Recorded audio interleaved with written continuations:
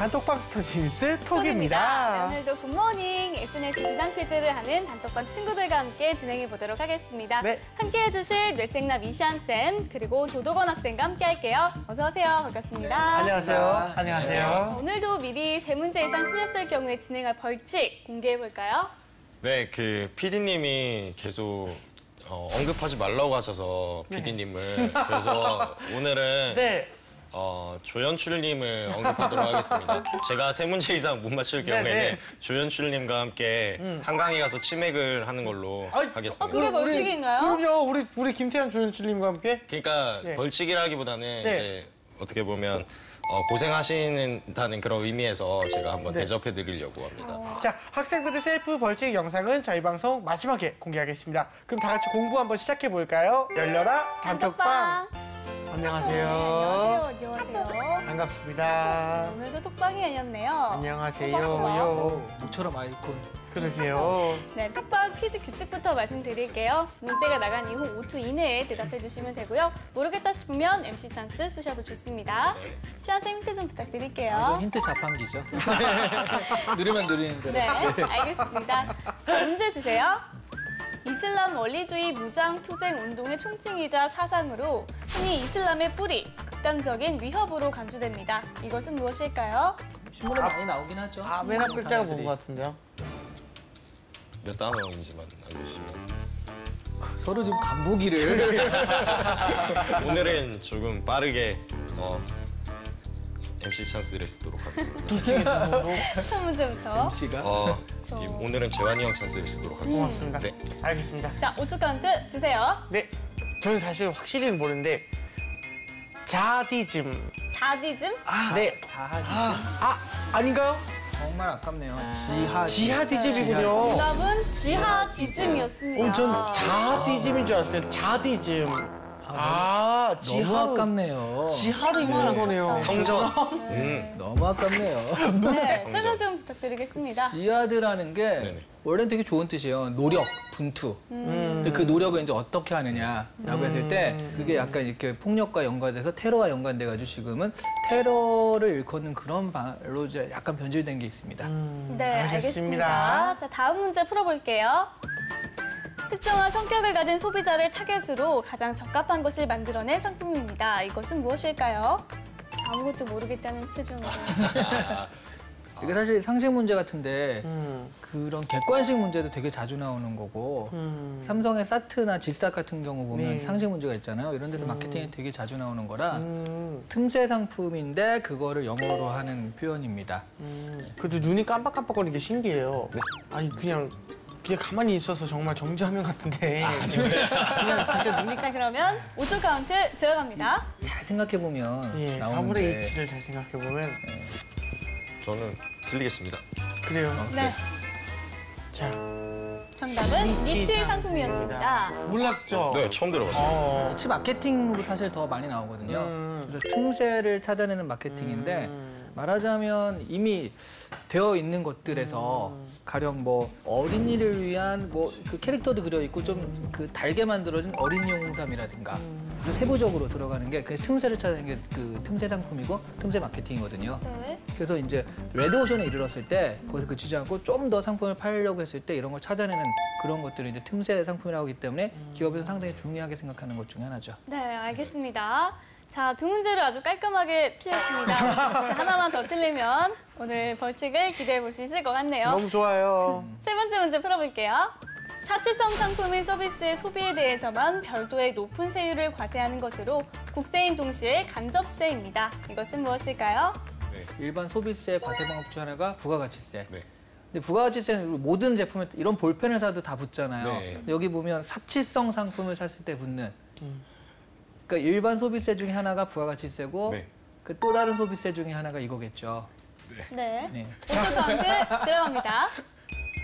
모르겠다. 진짜 모르는 거예요, 이거는. 이거 들어본 적이 없는 거죠. 네네. 개별 그렇죠, 소비세, 개별 소비세. 특별 소비세.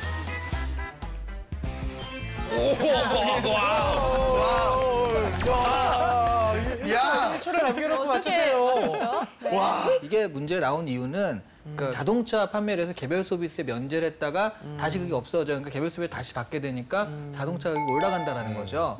그러면서 지금 가뜩이나 좀 한국의 자동차 경쟁력이 좀 떨어져서 내수도 그렇고 좀 약해졌는데 개별 소비세가 그 면제가 폐지가 되면 더 힘들어지지 않을까라고 되게 좀 걱정을 많이 하고 있는 상태거든요. 그래가지고 나온 문제 같습니다. 아, 예, 알겠습니다.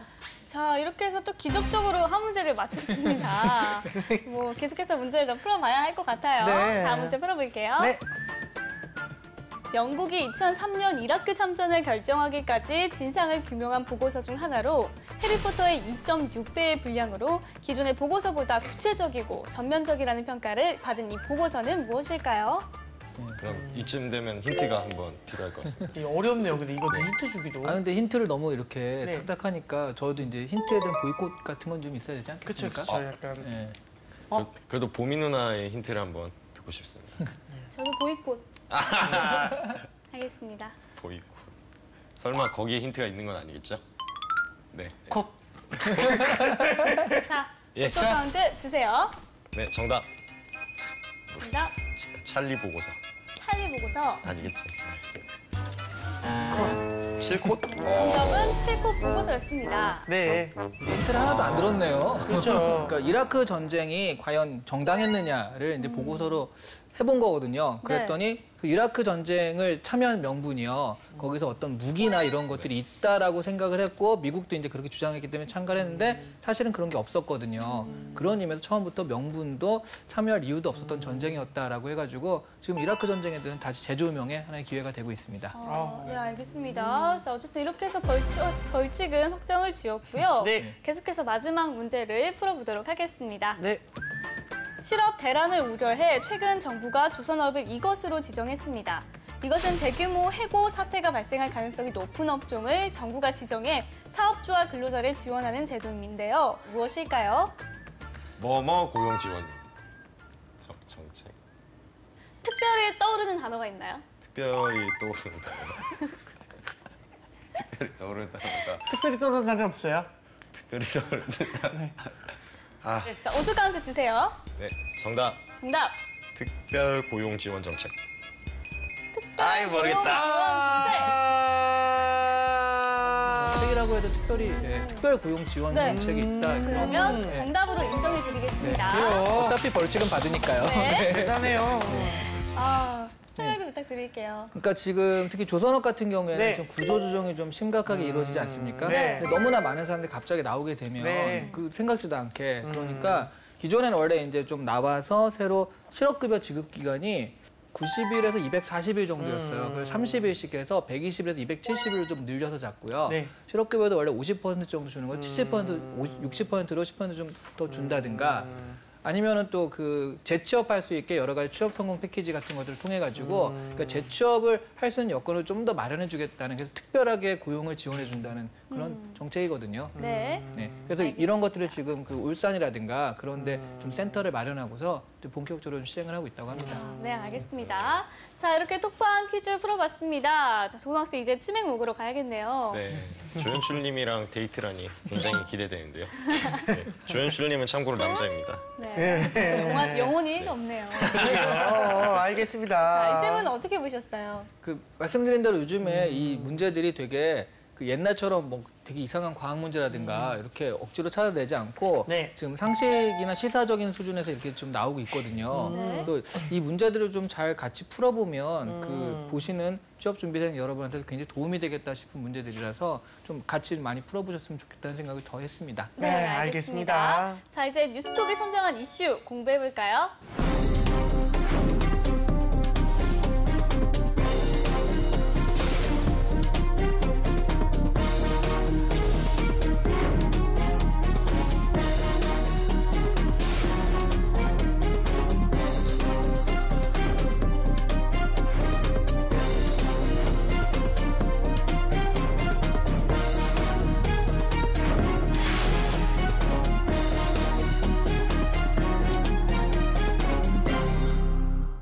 앞서 이슬람 원리주의의 극단적인 위협에 대해서 이야기 나눠봤는데요. 최근 이러한 극단주의가 전 세계적인 문제가 되고 있다고 합니다. 재한 씨 가장 큰 위협은 무엇일까요? 아무래도 테러의 위협을 들어야 될 것 같습니다. 그렇습니다. 네. 최근 유럽에서는 극단주의에 빠진 중동계 10대들의 테러가 문제가 되고 있는데요. 그 바탕에는 사회적 소외와 그에 따른 분노가 깔려 있다고 합니다. 이 다문화 사회로 변화해가고 있는 우리 입장에서도 절대 간과할 수 없는 문제인 것 같은데요. 오늘은 이것에 대해서 이야기 나눠보도록 하겠습니다. 네, 도건 학생은 최근에 발생한 테러 중에 이제 가장 좀 충격적이다라는 것이 좀 있었나요? 뭐 모든 게 다 충격적이겠지만. 뭐 지난달에 이제 독일 미넨에서 쇼핑센터에서 총기 난사 사건이 있었잖아요. 예. 근데 뭐 한 달에 진짜 한 번꼴로 계속 그런 테러가 일어나니까 좀 아무렇지 않다는 게 좀 더 충격적인 것 같아요. 그렇죠. 네, 요즘 테러로부터 안전지대가 없다고 합니다. 최근 테러의 어떤 경향이 이런 말이 나오게 하는 걸까요? 일단 네. 예전에는 테러가 일어날 만한 곳에서 일어났거든요. 네. 일어날 만하다 하면 말하자면 그렇지만 그럼 프랑스에서 일어났다 그러면 사람이 많이 모인 뭐 에펠탑이라든가 샹젤리제 거리라든가 좀 뻔하잖아요. 네. 근데 뭐 갑자기 와인바에서 일어나고 쇼핑몰에서 일어나고 네. 시골 소도시 성당에서 일어나고 그러니까 테러의 위협이 있어. 그럼 사람 많은 곳을 좀 피하면 되니까 사람 많을 만한 곳들이 있잖아요. 그래서 피해가지고 다른 데 가는데 갑자기 거기서 뻥 터지는 거랑 마찬가지인 거죠.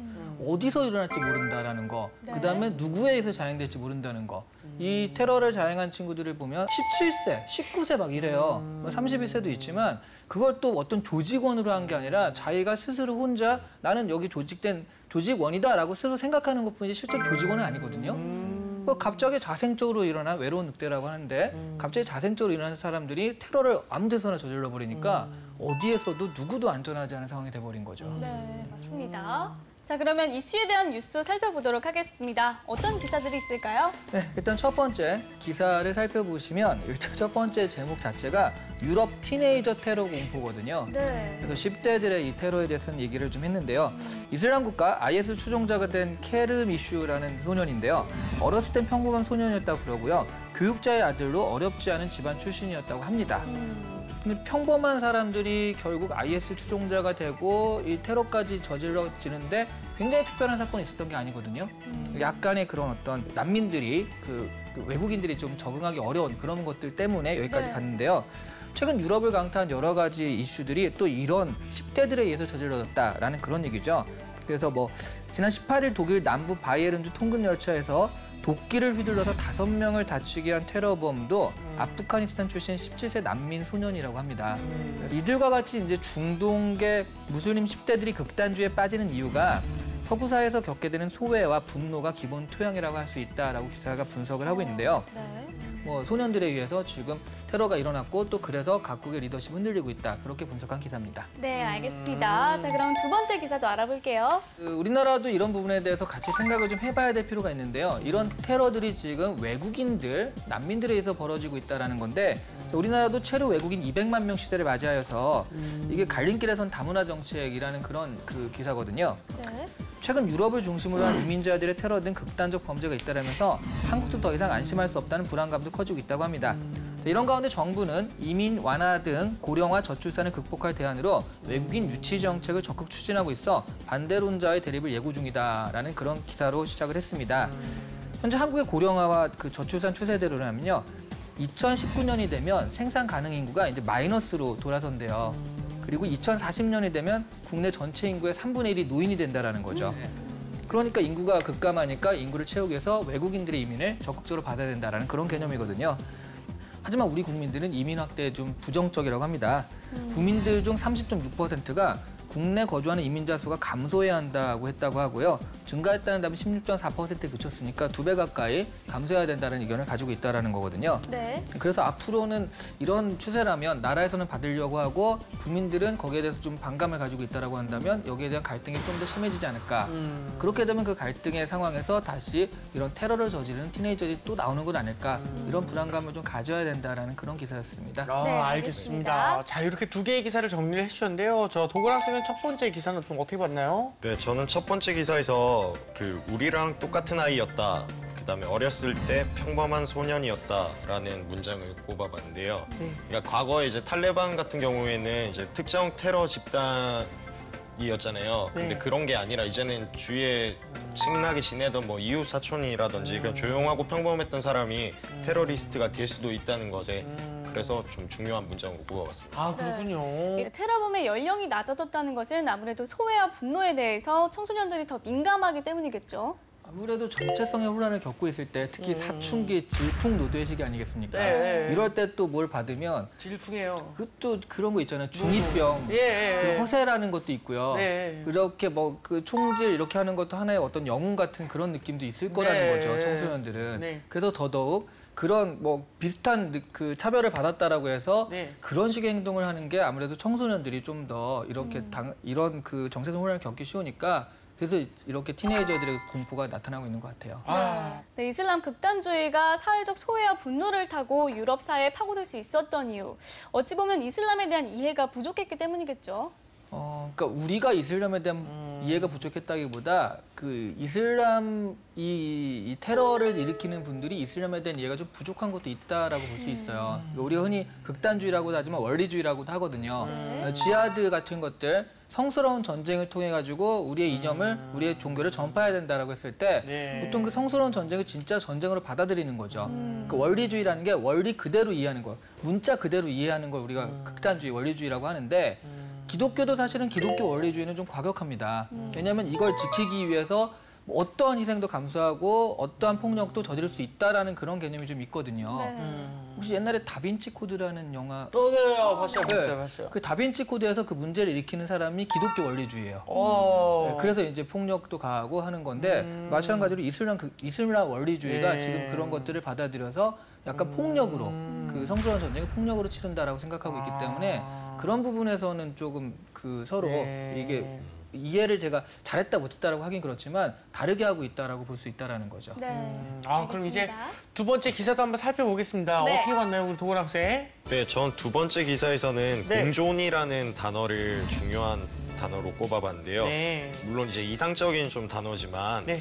현재 여러 사회 갈등이나 오늘의 주제와 관련해서도 해결을 위해서는 이런 공존 정신이 필요하지 않나 하는 의미에서 공존을 중요한 단어로 꼽아봤습니다. 네. 공존. 근데 지금은 사실 많이 없어졌지만 이 단일 민족이라는 게 꽤 오랫동안 우리 사회에서 구호처럼 사용이 되었잖아요. 네, 맞아요. 이게 아직도 다양성을 잘 받아들이지 못하는 이유가 아닐까 생각이 드는데요. 제가 보기엔 뭐 단일 민족 신화도 있지만 가장 중요한 건 우리나라가 외국인들을 접해보는 경험이 거의 없어요. 많지 않아요. 네. 그러니까 사방이 막혀 있는 거죠. 육지가 북한 때문에 육지 쪽으로 다른 나라랑 막혀 있고 바다가 있기 때문에 다른 나라 그 막혀 있잖아요. 네. 그러니까 뭐 유럽만 해도 그 옆마을 사람이 알고 네. 보면 프랑스인데 옆마을 사람 독일 사람 이런 경우로 굉장히 다른 나라 사람들과 접할 기회가 있기 때문에 좀 자연스럽게 할 수 있는데 우리나라는 다른 나라 사람을 좀 둘 중에 하나예요.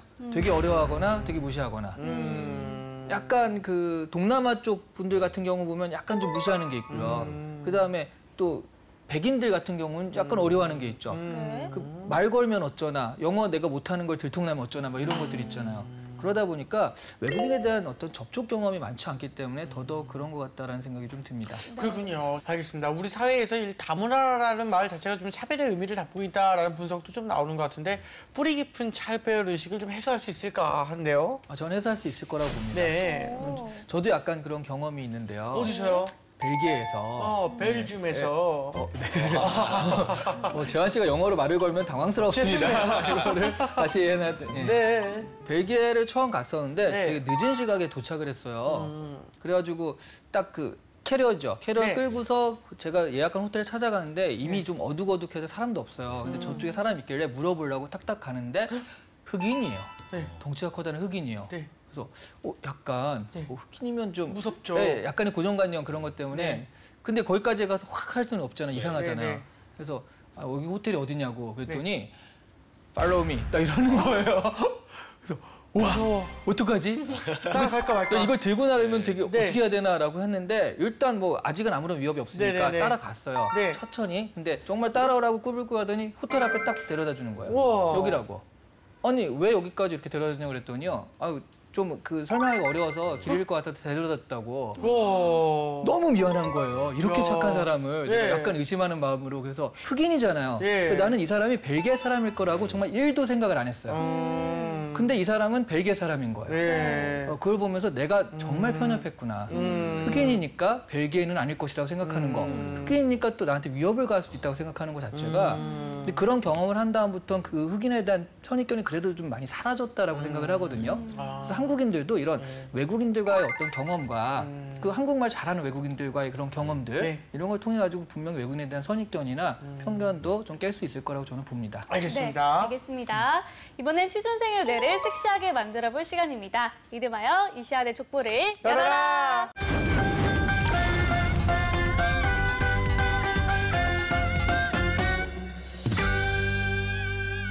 네, 오늘의 족보 공개해 주실까요? 자, 열어보겠습니다. 짜라라란. 짜자잔. 네, 우리 회사가 중동에 지사를 설립해야 한다. 어떤 전략으로 지사를 설립하고 확장해 나가겠는가가 오늘의 주제입니다. 어허. 자, 오늘도 실전 면접처럼 진행해 보도록 하겠습니다. 조건 학생 준비됐나요? 네, 준비됐습니다. 우선 지사 설립 전에 현지 안보 상황이나 뭐 경제 정책 등을 심도 있게 파악해야 되는 건 당연한 것이고요. 그다음 이제 코트라를 통해서 현지 기업과 파트너십을 체결해서 현지 기업의 인프라나 인적 자원을 활용해서 네. 그 리스크를 최소화하는 방향으로 일단 설립을 합니다. 그 확장 전략으로는 현지화 전략 중 하나로 현지 인력을 그 대거 채용해서 문화적 장벽을 최소화하고 또 다국적 기업 이미지를 형성해 나가고요.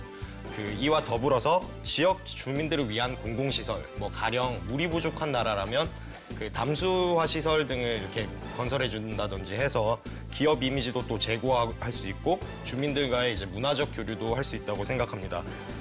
이건 좀 약간 논외인데 마지막으로 이제 좀 관리자는 그 해당 국가의 국내외 정세를 좀 예의주시해서 그 만약에 문제 상황이 발생했을 때도 매뉴얼에 따라서 침착하게 대응해서 리스크를 최소화하고 피해를 최소화할 수 있는 방향으로 해야 한다고 생각합니다. 근데 이게 사실 제가 중동에 지사를 설립한다고 해서 중동이란 부분은 사실 우리가 여태까지 얘기했던 네. 어떤 종교적인 문제, 네. 테러와의 그런 연관성에 대해서 생각할 수밖에 없는데 지금 얘기한 이 매뉴얼은 그냥 아프리카에 가도 이렇고 동남아시아에 가도 그렇고 다 통용되는 거라는 거죠. 그 중동에 대한 따로 그런 게 없거든요. 네, 좋은 말씀이라고 생각하고요. 그 제가 생각했던 거는 그 뭐 이제 주민들과의 교류적인 측면을 생각을 했던 게 그 이제 자이툰 부대나 이런 부대에서도 의료 시설이나 이런 걸 건설하고 이제 지역 주민들의 그 뭐랄까 호응을 얻었기 때문에 그래도 성공적으로 작전 수행을 했지 않습니까? 저도 그런 의미에서 좀 그 이슬람 지금 원리주의자들이 지금 득세하고 있기 때문에 치안이 확보가 되지 않은 상황이지 않습니까? 그런 상황이라면 그 지역 주민들과 좀 더 친근한 모습을 보여주고 같이 이제 교류하고 한다면 그래도 그런 위험이 좀 덜해질까 하는 측면에서 제가 그 지역 주민들이 필요한 공공시설을 건설해야 된다고 말씀드립니다. 지역 주민이 테러를 일으키는 건 아니거든요. 뭐 앞서 그 뭐 평범한 사람도 갑자기 이제 테러리스트로 돌변할 수도 있고 그랬기 때문에 어떻게 보면 테러가 일어난다는 거는 100% 막을 수 있다면 좋겠지만 그런 게 힘들지 않습니까? 근데 그 테러는요, 네네. 지금 얘기한 그 평범한 사람이 일하는 고독한 늑대 이런 거는 네. 유럽이나 이제 서구 사회에 가서 네네. 그 중동계 그 갑자기 일어나는 그런 테러를 얘기하는 거고 그 중동 안에서는 그렇게 일어나진 않거든요. 그렇다면 그런 상황이라면 일단 기업이 먼저 지사를 그쪽에 설립을 하지 않을 것 같습니다.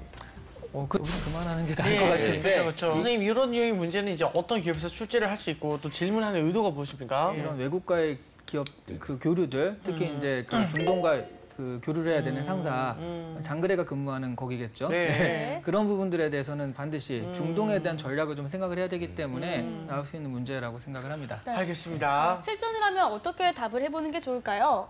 중동이라고 우리가 꼭 집어 얘기했을 때는 중동적인 상황에 대한 완벽한 이해를 하라는 게 아니라 내가 알고 있는 정보 하에서 어떤 식으로 할 것이라고 문제 해결력을 물어보는 건데 도건 학생 같은 경우에는 그런 부분에 대해서 전혀 사실은 준비를 안 했고 약간 당황했어요. 그러니까 자꾸 그게 뭐냐 물어보는데 면접관 입장에서는 저러면은 저 친구는 할 말이 더 이상 없구나라고 생각을 하고 있기 때문에 한 번은 물어볼 수 있지만 네네. 자꾸 물어보는 건 면접에서는 정말 최악의 전략이라고 할 수 있어요. 그러니까 내가 모르니까 말을 이어가기 위해서 지금 억지로 연명한다는 느낌이거든요. 그래서 굉장히 주의해야 될 그런 그 문제였어요, 지금. 자, 오늘은 좀 주의해야겠다라는 생각이 좀 들었습니다. 그 도근 학생은 선생님 평가 어떻게 들었습니까? 항상 뭐 부족함을 네네네. 제가 많이 부족하다는 걸 느끼는데 네. 제가 딱 그 말씀하신 게 좀 이렇게 딱 아, 맞은 진짜? 느낌이었어요. 네네. 그러니까 이 전략은 중동뿐만이 아니고 다른 뭐 아프리카에서도 할 수 있다는 전략 그런 거다라고 얘기했을 때 중동에 대해서 좀 더 이렇게 특성이나 이런 걸 파악을 했어야 되는데 그런 점이 부족했지 않았나 싶습니다. 네, 알겠습니다. 알겠습니다. 자, 이렇게 있음의 족보 확인해봤고요. 이번에 우리 단톡방 친구들과 함께 공유하고 있는 주제 알아볼까요? 네. 네, 이제 좀 얘기를 살짝 넘어가서 우리가 네. 아까 그 단일 민족 신화를 과연 깰 수 있겠느냐 그쵸. 그런 걸 했잖아요. 네. 그런 거에 대한 테스트라고 볼 수 있습니다. 네. 그래서 제가 3명을 얘기할 텐데요. 네. 이 중에 누가 한국인이라고 생각하는지를 대보시는 거예요. 네. 일단 첫 번째 로버트 할리. 네. 로버트 할리, 한뚝배기 아실래예. 네. 이게 로버트 할리죠. 그다음에 다니엘 레니. 네. 다니엘 레니. 그리고 스티브 유, 네. 유승준 씨죠. 네. 이 3명 중에 과연 당신은 누가 한국인이라고 생각을 하는지 이유가 무엇인지 이걸 좀 얘기해 보라는 문제입니다. 저는 로버트 할리요. 일단 로버트 할리는 귀화하셨기 때문에 일단 한국 사람이고 하일 아닙니까? 하일 그렇죠. 이름이 그러니까 일단 한국 사람이라 생각합니다. 로버트 할리 좋아해요? 네. 보미 씨는요? 저도 이번에는 시연님께 질문을 네. 한번 해볼게요. 네. 저도 세 사람을 보미 씨의 얘기를 할 건데 역습인데요. 네. 한국에 있으면서 친일을 한 사람 그리고 만주 발판에 가서 독립운동을 했지만 한국으로 돌아오지 못하고 있는 사람 그리고 한국에 들어와서 박해를 받으면서도 천주교를 전파하면서 한국에 귀화한 외국인 네. 이들 중에 한국인은 누구일까요? 사실은 이런 형태적인 걸로 보자면 그 3번 귀화를 했기 때문에 3번이라고 할 수 있는데 저는 심정적으로는 두 번째가 심정적으로는 한국인 같아요. 네. 저는 제 생각에는 모두가 한국인이라고 생각을 해요. 이거는 뭐 그 사람이 옳고 그르고 귀호의 문제가 아니고 국적, 지리적 특성, 그리고 정체성을 모두 포함하는 개념이 한국인이라는 기준이 아닐까라는 좀 생각이 들어서 저는 마찬가지로 로버트 할리, 다니엘 헤니, 그리고 스티브 유도 모두가 한국인이라는 생각을 좀 하게 되더라고요. 되게 확장주의, 제국주의적인 전략으로 모두 다 포용한다라는 네, 그런 자, 우리 톡방 친구들은 어떻게 생각하는지 한번 볼게요. 태연 학생, 로버트 할리라고 생각한다.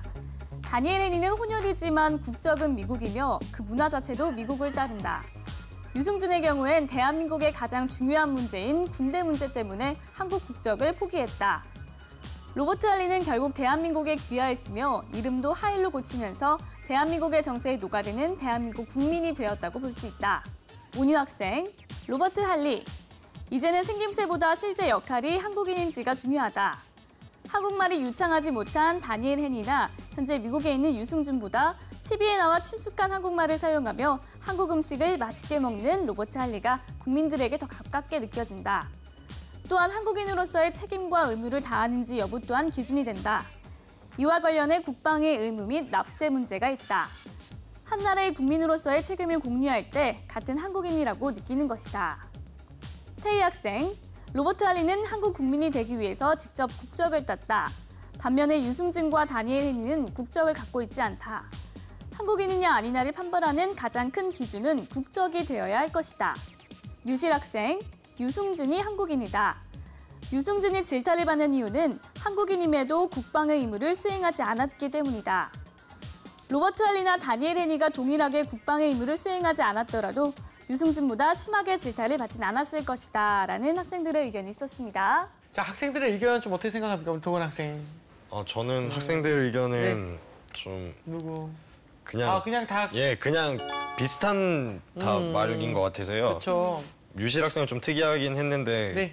그렇게 공감은 안 가고 어쨌든 저는 그래서 보미 누나 의견이 제일 좋지 않았나 네, 생각해봤습니다. 알겠습니다. 저도 네. 선생님께서는 근데 이게 사실은 이 문제가 왜 나왔나 살펴보면요. 네. 그래서 뭐 사실 다 받아들이면 좋다라는데 현실적으로 기준을 정했을 때 당신의 기준은 무엇입니까라는 그런 문제거든요. 저 기준을 보는 거기 때문에 네. 엄밀히 따지면. 네, 그래서 아까 보미 씨의 질문 같은 경우도 저도 얘기한 건 저는 다른 것보다도 정말 한국인이고 싶어하는 간절함을 가장 누가 가지고 있는가 이거를 한국인의 기준으로 본 거고요. 어떤 기준을 가지고 있느냐를 체크하는 거라서 네, 여기서는 저는 온유 학생 같은 경우가 로보타리를 뽑았어요. 네. 그다음에 가깝게 느낀 건 둘째치고요. 일단 한국인이라면 한국의 책임과 의무가 다 하고 있느냐 네. 그런 네. 부분에서 뭐 국방의 의무는 지나겠지만 납세라든가 그런 부분들을 하고 있기 때문에 난 이게 한국인이라고 생각한다라는 네. 그런 부분들이 그나마 좀 논리적으로 접근하지 않았나. 그래서 저는 온유 학생을 뽑도록 하겠습니다. 알겠습니다. 자, 온유 학생이 베스트 댓글로 선정됐습니다. 축하합니다. 네, 오늘의 이슈, 유럽 10대 테러의 원인이 된 사회적 소외와 분노 문제를 바탕으로 우리 사회 이민자 문제와 통합의 과제에 대해서 이야기 나눠봤습니다. 네. 자, 이제 정리를 한번 해볼까요? 네, 사실은 사회적 통합이라는 건 남이 해주는 게 아닙니다. 네. 내가 해야 되는 거고요. 나의 의식 속에서 먼저 그 이민자들 또 다문화 사회들 뭐 이런 좀 나와 다르게 생긴 사람들을 받아들일 수 있는 준비가 되어야지 이게 되는 거거든요. 그러니까 정책하시는 분들 뭐 해라 이렇게 할 것이 아니라 일단 나부터 좀 받아들이고 좀 마음을 이해라는 부분을 포용을 가지고 해야겠다 이렇게 생각하시면 좋을 것 같습니다. 네, 자, 도건 학생 어땠습니까? 네, 아까 중요 단어로 뽑았던 공존. 네, 공존의 마음을 가지고 다 같이 살기 좋은 평화로운 세계가 되었으면 좋겠습니다. 알겠습니다. 자, 오늘의 뉴스톡은 여기까지 하고요. 저희는 다음 시간에 다시 톡방을 열겠습니다. 감사합니다.